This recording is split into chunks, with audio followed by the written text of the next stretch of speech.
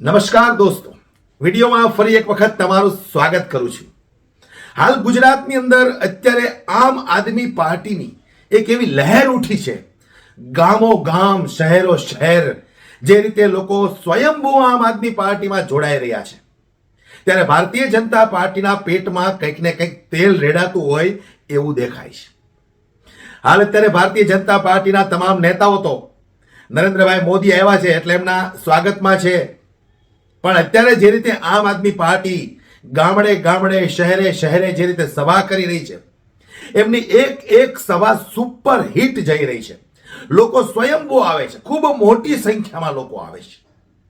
એક બાજુ ગોપાલ ઇટાલિયાની સભા હોય, ઈશુદાનભાઈ ગઢવીની સભા હોય, તો ચૈતર વસાવાની સભામાં તો ભાઈ નરેન્દ્ર મોદીનો પણ રેકોર્ડ તોડી નાખે એટલી જનમેદની ભેગી થાય છે। ત્યારે એવી જ આજ હું તમને એક ગોપાલ ઇટાલિયાની જે સભા આપણે જોઈ અને ત્યાર પછી હવે હું તમને જે ચેતર વસાવાની એક સભા બતાવું। એ સભાની અંદર ખરેખર દોસ્તો જે જનમેદની ઉમટી પડી છે, એ જનમેદની જોઈને મને એવું લાગે છે કે મનસુખ વસાવાના તો હોશ ઉડી ગયા છે। અને એ ભાષણ દરમિયાન ચેતર વસાવાએ મનસુખ વસાવાના કેવા ગોબા ઉપાડી લીધા છે, આપણે સમગ્ર ભાષણ પૂરું સાંભળવું છે દોસ્તો।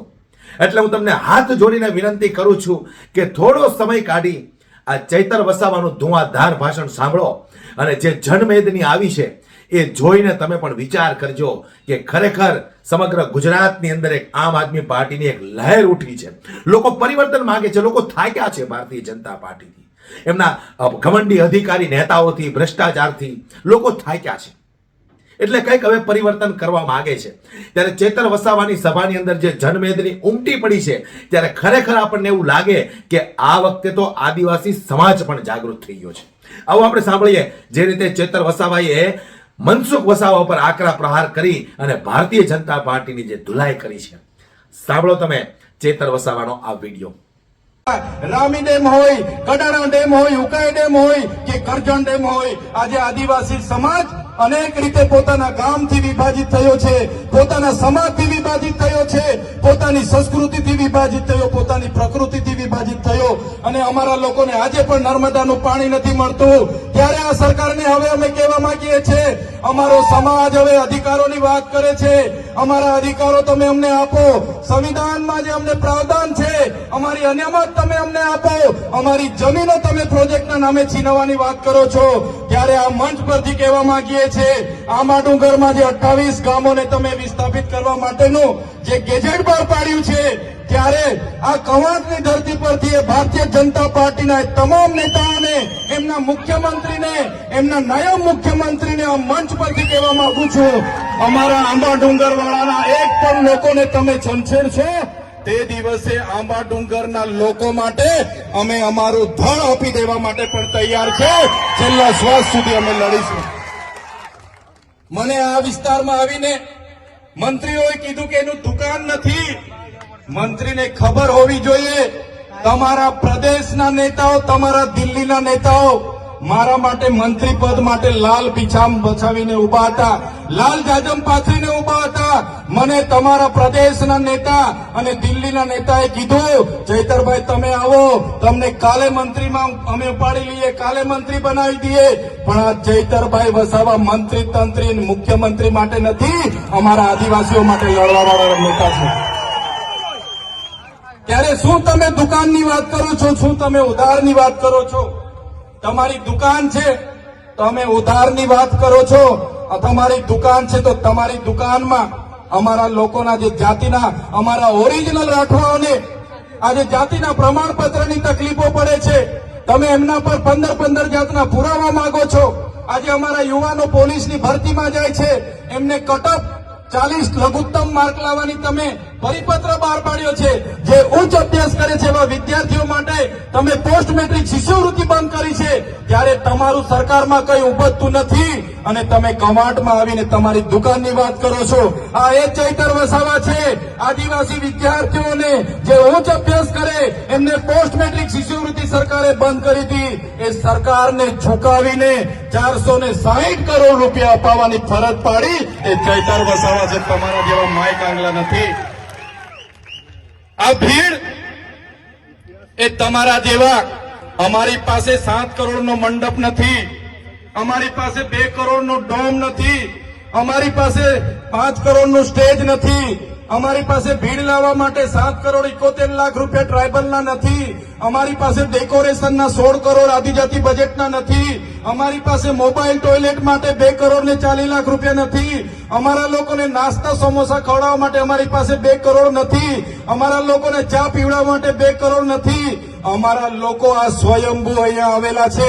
આ લોકો કોઈ દારૂ ચિકન માટે આવ્યા નથી, આ લોકો કોઈ પૈસા પાઇચા માટે આવ્યા નથી, આ લોકો સ્વયંભૂ આવેલા છે અને એ લોકોની આત્મા આજે જાગી ગયેલી છે. ત્યારે તમે બધાને પણ વિનંતી કરું છું, તમારી આત્મા આજે જાગી છે, બીજા 10 જણની પણ આત્મા જગાડો અને આવનારા દિવસોમાં છોટાઉદેપુરમાંથી ભારતીય જનતા પાર્ટી હોય કે કોંગ્રેસ હોય એમના સુપડા સાફ તમે કરી દો. આઝાદીના 50 વર્ષ કોંગ્રેસનું શાસન હતું. એ જમાનામાં આ ડેમોની પરિયોજનાઓ બની, એમના એમઓયુ થયા, પ્રોજેક્ટો થયા, રોડ થયા, કોરિડોર થયા, નહેરો નીકળી, હાઈ ટેન્શન લાઈનો નીકળી અને બધા જ પ્રકારના પ્રોજેક્ટો થયા. એ જ પ્રકારે ભારતીય જનતા પાર્ટીની 30 વર્ષની શાસનમાં એનું અમલ થયું. આજ દિન સુધી પૈસા એક નથી લાગુ, અનુસૂચિ 5 લાગુ નથી. આપણને જે આર્ટિકલ 230, આર્ટિકલ 330, 332 અંતર્ગત શૈક્ષણિક અને રાજકીય અનામત મળ્યું છે એને પણ આજે છીનવવાની વાત છે. આપણા તમામ 73 એના અધિકારો છીનવવાની વાત છે. પૈસા એક્ટ અંતર્ગત ગામ સભાના પાવરો છીનવવાની વાત છે.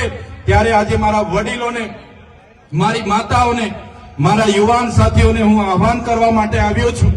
આજે મંચ પર બેઠેલા તમામ સરપંચો, અમારા તમામ પદાધિકારીઓ તમારા માટે લડવા માટે તૈયાર છે.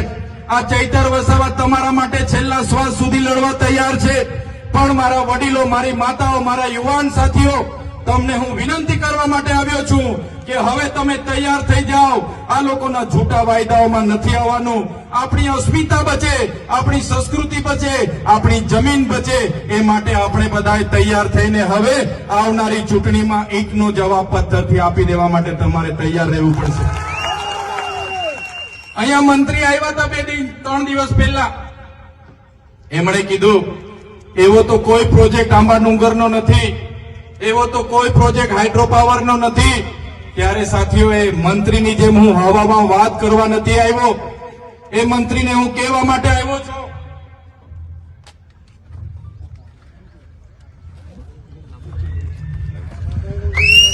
આ એ જ કાગળ છે, એમની ભારતીય જનતા પાર્ટીનો ગેજેટ છે, જેમણે નોટિફિકેશનની તારીખ 25 સપ્ટેમ્બર 2020 ના રોજ આંબા ડુંગરની આજુબાજુના 28 ગામોને સંપાદિત કરવા માટેનો ગેજેટ બહાર પાડ્યો છે. મેં મંત્રીની જેમ હવામાં વાત નથી કરતો.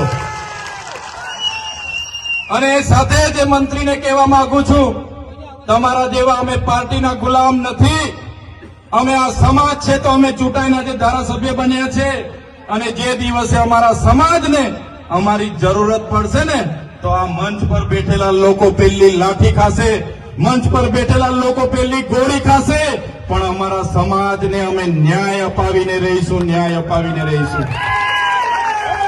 જે પ્રકારે પાડળિયામાં આદિવાસી સમાજના 12 ગામ ઉઠાડવા માટે પોલીસ અને જંગલ ખાતું ગયું અને ત્યાંના અમારા આગેવાનો એક થયા અને પાડળિયાના લોકોએ આદિવાસીનો પરચો બતાવ્યો. એ જ પ્રમાણે આવનારા દિવસોમાં જો અમારા આંબા ડુંગર અને આજુબાજુના 28 ગામ અને અમારા હાઇડ્રો પ્રોજેક્ટના નસવાડીના ગામના લોકોને જો પ્રશાસન હેરાન પરેશાન કરવા વાળા આવશે તો સમજી લો પાડલિયાવાડી અમે કવાંટમાં પણ કરીશું. પાડલિયાવાડી કવાંટમાં પણ થશે. જે જંગલ ખાતાને પોલીસના માથા તૂટ્યા હતા, એ જ પ્રકારે આવનારા દિવસોમાં અમારા એક પણ આદિવાસી ખેડૂતને અહીંયા ખોટી રીતે હેરાન કર્યો છે તો તમારા પણ અમે અહીંયા ભૂક્કા બોલાવી દઈશું. સાથીઓ, આ લોકોને ટેવ પડી ગયેલી છે સત્તામાં બેસીને પોલીસનો ઉપયોગ કરવાનો, જંગલ ખાતાનો ઉપયોગ કરવાનો. પણ આ મંચ પરથી કહેવા માંગુ છું, આજે જેટલા પણ આ કાર્યક્રમમાં પોલીસ વ્યવસ્થા માટે, કાયદો વ્યવસ્થા માટે ઉભા છે, પોલીસ માટે એકવાર જોરદાર તાળીઓ પાડી લો. જે પોલીસ અધિકારીઓ સંવિધાન પ્રમાણે સુરક્ષા, શાંતિ અને સલામતીનું કામ કરે છે, સેવાનું કામ કરે છે, એવા ઈમાનદાર, પ્રામાણિક અને નિષ્ઠાવાન પોલીસ અધિકારીઓને ચૈતર વસાવાના કળા ખાતે સલામ કરું છું મેં. પણ એ પોલીસ અધિકારીઓને પણ કહેવા માંગુ છું, જે ભ્રષ્ટાચારી છે, જે સાંસદ, ધારાસભ્ય, એમના મંત્રી તંત્ર, એમના ભાજપના નેતાઓના ઇશારે અમારા લોકોને હેરાન પરેશાન કરવાનું કામ કરે છે, એસી ચેમ્બરમાં બેઠેલા એસપી ના ઇશારે, આઈજી ના ઇશારે અહીંયા ખોટી ખોટી રીતે દંડો ઉઘરાવે છે, રેડ પાડે છે, એ પોલીસ અધિકારીઓને પણ કહેવા માંગુ છું, અમારા લોકોને હેરાન પરેશાન કરવાનું છોડી દેજો, બંધ કરી દેજો. ખોટા કેસ કરવાનું બંધ કરી દેજો. નહીં તો જે દિવસે અમે રોડ પર ઉતરીશું ને, તે દિવસે તમારા બધા જ પોલીસ અધિકારીઓ જે એસી ચેમ્બરમાં બેસીને આદેશો કરે છે, એમના પણ અમે હિસાબ કિતાબ કરી દઈશું. સાથે જંગલ ખાતું, આ આદિ અનાદિકાળથી અમારો સમાજ આ જંગલમાં વસનારો છે. આદિવાસી એટલે આદિ અનાદિકાળથી વસનારો આદિવાસી. અને આદિવાસી આ જંગલો સાચવ્યા છે. આદિવાસીને દાંતણની જરૂર હોય તો દાંતણ ભાંગી લાવે, દાંડીની જરૂર હોય તો દાંડી તોડી લાવે. આદિવાસીને ફળની જરૂર હોય, પાંદડાની જરૂર હોય, ઘર માટેની લાકડાની જરૂર હોય, બળતણની જરૂર હોય, એટલું જ લાકડું લાવે. અને આખું જંગલ અમારા આદિવાસી લોકોએ સાચવેલું છે. આ બહારથી આવેલા જંગલ ખાતાના લોકોને કહેવા માંગુ છું, તમારું જંગલ ખાતું 1927માં બન્યું છે. અમારો આદિવાસી આદિ અનાદિકાળથી હજારો વર્ષથી અહીંયા રહે છે. તમારું જંગલ ખાતું 1927માં બન્યું છે. અમારા લોકોને જંગલ બચાવવાના નામે ખોટી રીતના હેરાન કરશો, પરેશાન કરશો, તો તે દિવસે અમે હકના નથી રહેવાના. અને તે દિવસે જો અમે રોડ પર ઉતરીશું તો તમારા જંગલ ખાતા પણ અહીંયા નજરે નથી પડવાના.